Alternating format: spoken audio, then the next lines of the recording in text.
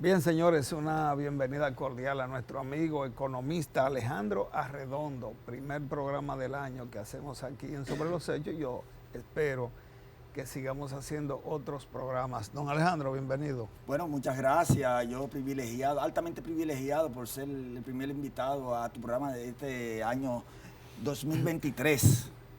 Y un saludo a tu amable teleaudiencia que te sigue. Muy bien, Alejandro. Hay muchos temas como las perspectivas de la economía, lo que dice el Banco Central, cómo se manejó el 22, en fin, las reservas. Pero quiero comenzar con usted con un tema que, como economista, y yo lo toqué en principio, me gustaría ver su opinión, y es la famosa ley de fideicomiso, tomando como base de que esto ha existido anteriormente sin ese nombre. Bueno, sí, claro. El fideicomiso viene existiendo desde la antigua Roma. Y varios países lo han utilizado como mecanismo para desarrollar proyectos de infraestructura junto con entre particulares.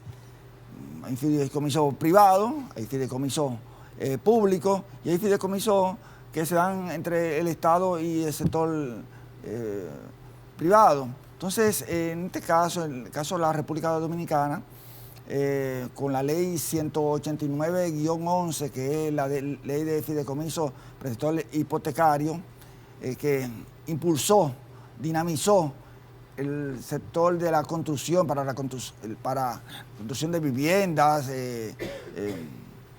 populares.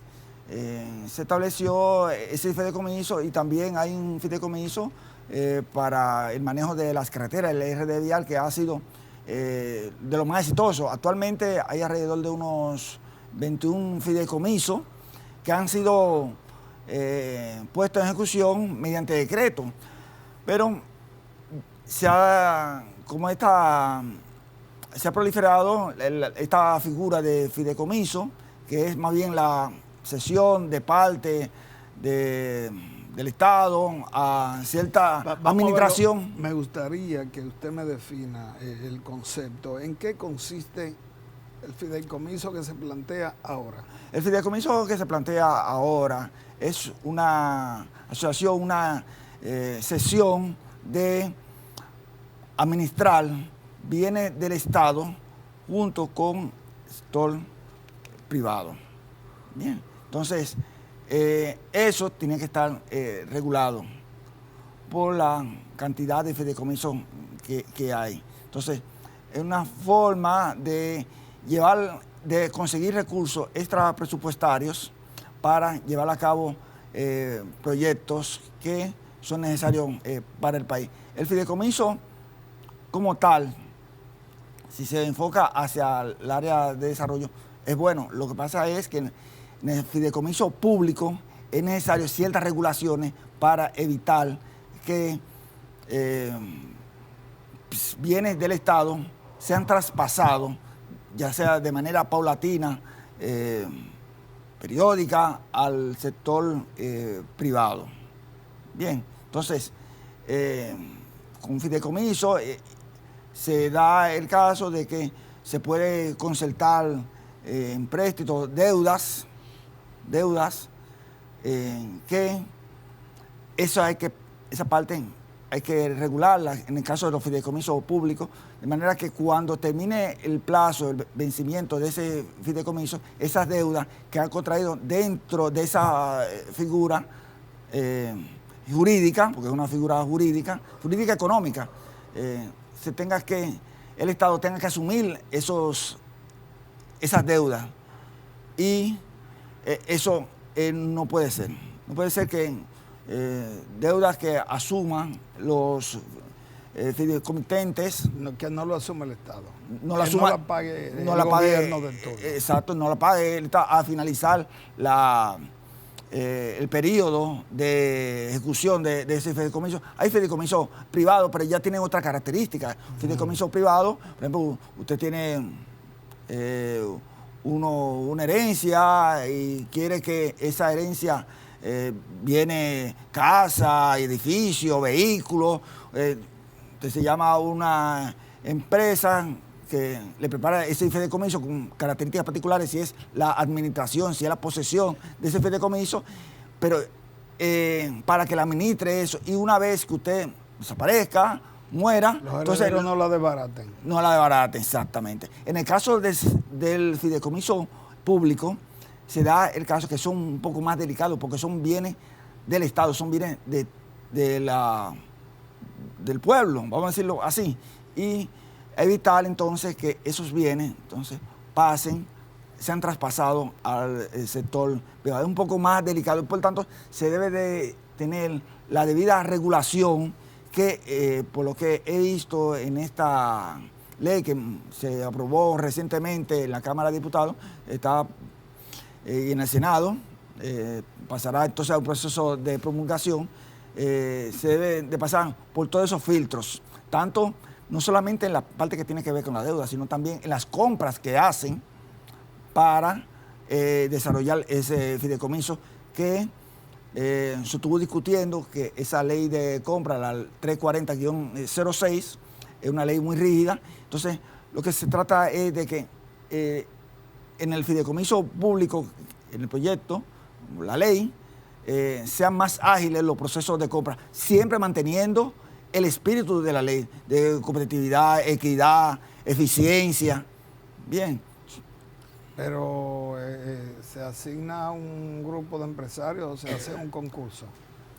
Se asigna a un concurso.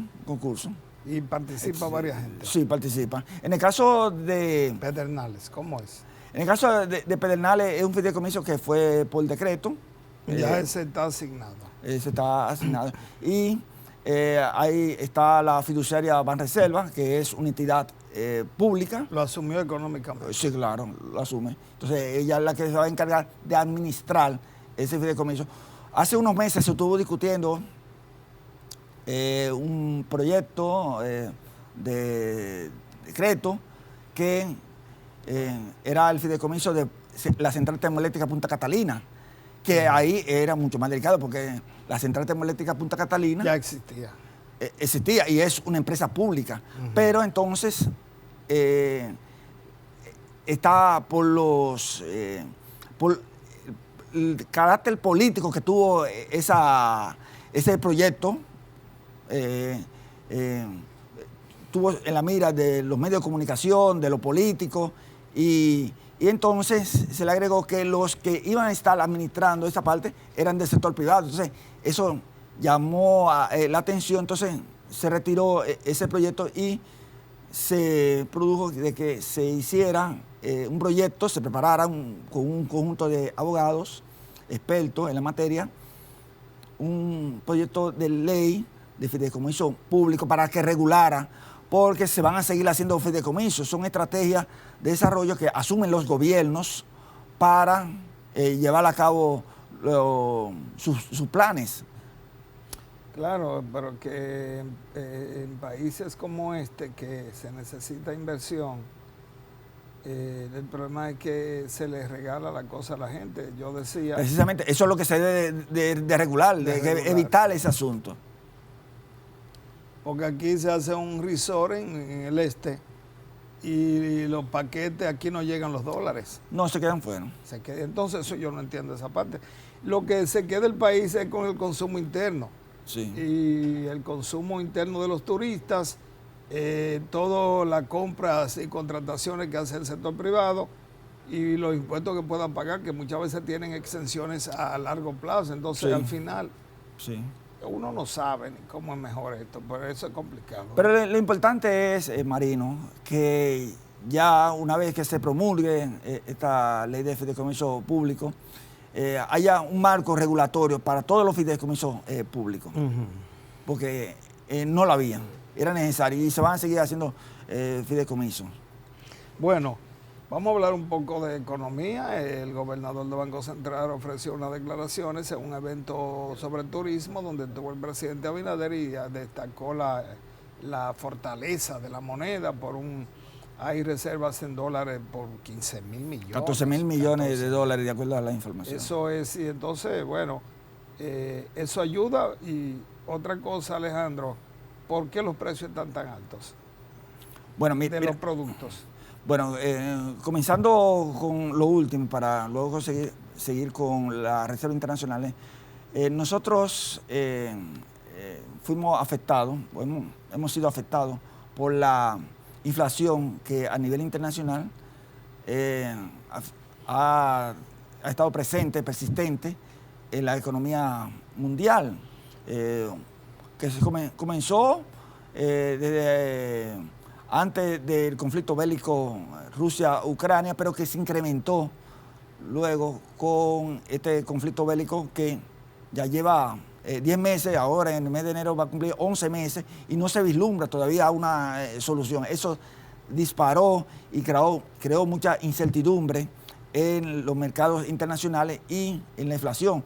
Se ha producido inflación en todos los países, en países que generalmente tenían estabilidad macroeconómica, una estabilidad que inflación, eso era mínimo. El caso de Estados Unidos, que es nuestro mayor socio comercial, la inflación, el rango de inflación no pasaba de un 2%. En el caso de Reino Unido, país estable, la inflación ha subido alrededor de un 8%. En Japón, en todas partes. Aquí, República Dominicana, el rango meta de inflación se estableció por la autoridad del Banco Central entre 3 y 5%, pero se disparó a 9%. Se han tomado medidas de manera oportuna para reducir esa inflación y cerramos el año 2022 en 7.8%, que está todavía por encima del rango meta. Se espera que para mediados de este año esa inflación se mantenga. Y eso, entonces, eso es en términos macro. Ahora, en términos particulares, ¿por qué los productos están caros? Bueno, porque eso lo ha reflejado. Nosotros somos importadores de muchos productos, tanto materia prima, productos intermedios y bienes finales, que vienen de esos países, de Estados Unidos, de Europa, de China también. Y eso se traduce en los precios que el dominicano compra esos productos. El gobierno, como estrategia, ha utilizado los subsidios para contener, en el caso de los combustibles. Recordemos que el 7 de marzo del año pasado, del año 2022, el gobierno asumió que siempre y cuando el barril de combustible, de petróleo, mejor dicho, se mantenga entre 85 y $115 el barril, iba a estar subsidiando los precios de la gasolina, que de no hacerse así, entonces, la inflación que cerramos el año pasado en 7.8, tal vez estuviese en un 10%, en 2 dígitos, que para los economistas es una alarma. Eso no significa que productos en específico, por ejemplo, alimentos y bebidas, que es donde se encuentra la parte que consumen la población, ya ronda los 10 dígitos. Y la inflación, nosotros los economistas lo consideramos un impuesto regresivo. ¿Qué significa un impuesto regresivo? Que afecta más a lo que más tienen. El primer quintil de la población de ese segmento es que consume más y es la más afectada por la inflación. Entonces, esa es una de las razones. También otro elemento que ha estado afectando es el asunto de que